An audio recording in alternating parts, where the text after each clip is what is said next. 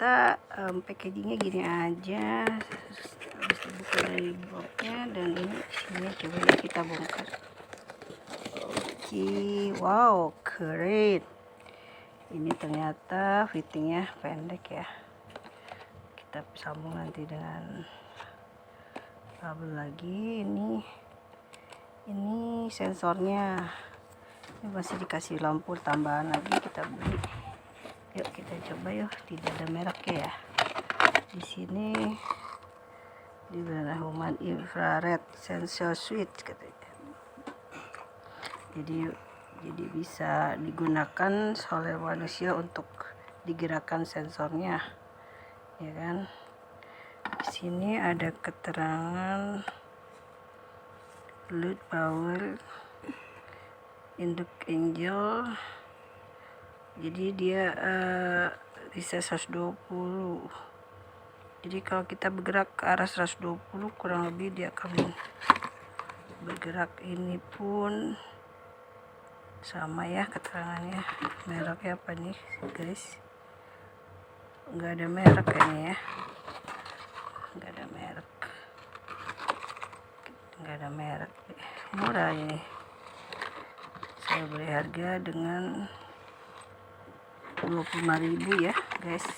Kita tambahin tinggal lampu, kita coba ya. Aduh, jadi keterangannya di sini sih sini apa ya, di dalam tubuh. Oh, ini ada lagi bagiannya. Oh, kita mau nyalain lampu deep dark, sedikit gelap, terang, light dark, dan setiap hari bisa dengan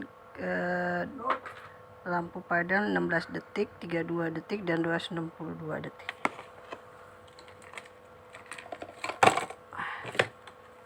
Kita coba dulu ya guys. Kita coba di lampu ya. Apakah worth it? Apakah bekerja? Oke. Kita nyalakan lampunya ya. Kita colok dengan coba beli seperti ini saja.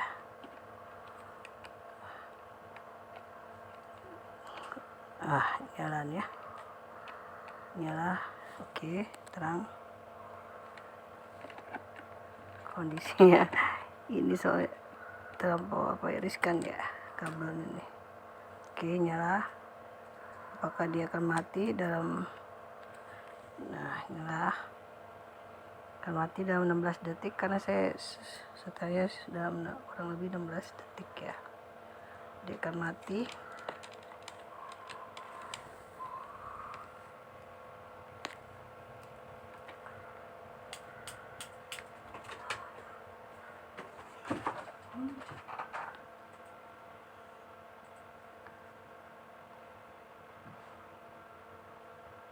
Lama sekali ya guys, udah mati.